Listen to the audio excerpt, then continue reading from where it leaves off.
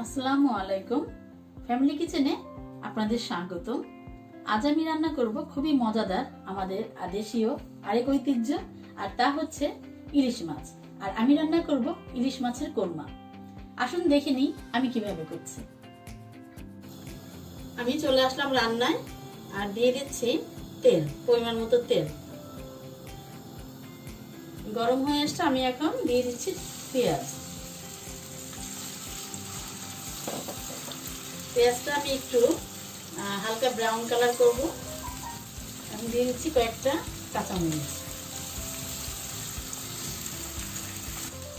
আমি অনেকক্ষণ নাড়াচাড়া করে ভেজে নিলাম। আর এখন আমি দিয়ে দিচ্ছি আদা,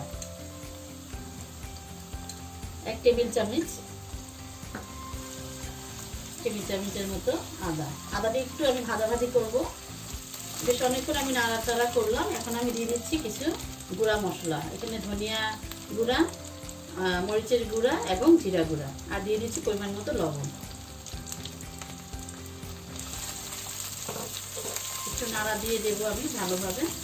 এবং এই পর্যায়ে আমি দিয়ে দেবো পেঁয়াজের ব্লেন্ডার করা পেঁয়াজ।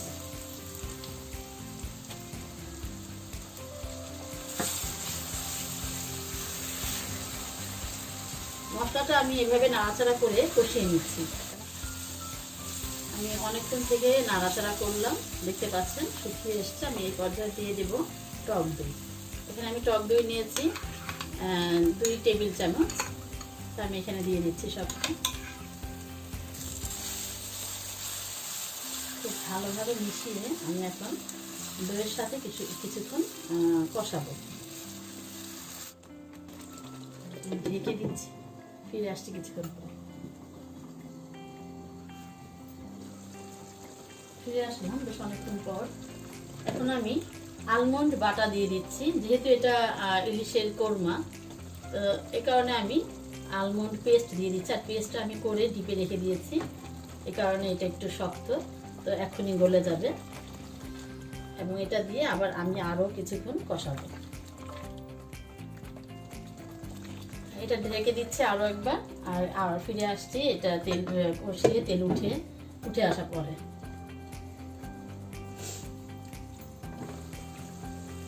আমার কষানো প্রায় হয়ে গিয়েছে, দেখতে পাচ্ছেন তেল উঠে এসছে। এখন আমি দিয়ে দিচ্ছি দুধ।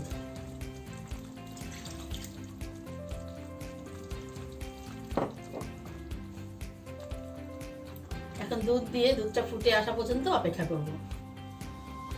আর ফুটে আসার পরে আমি মাছটা দিয়ে দেব। ফুটে এসেছে, এখন আমি মাছগুলি দিয়ে দেব।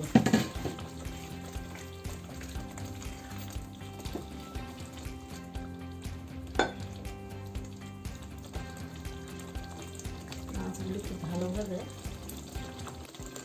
দিয়ে দেব।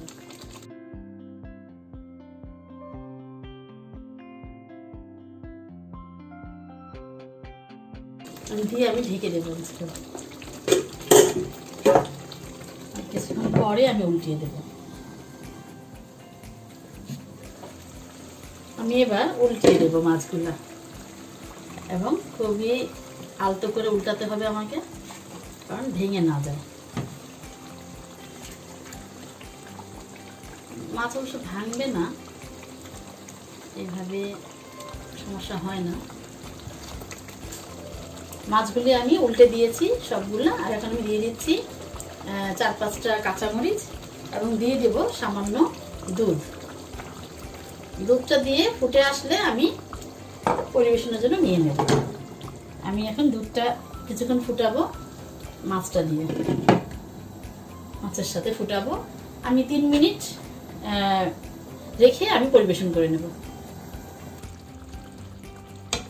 আমার রান্না হয়ে গিয়েছে, আর আমি এখন পরিবেশন ডিশে নিয়ে নিচ্ছি।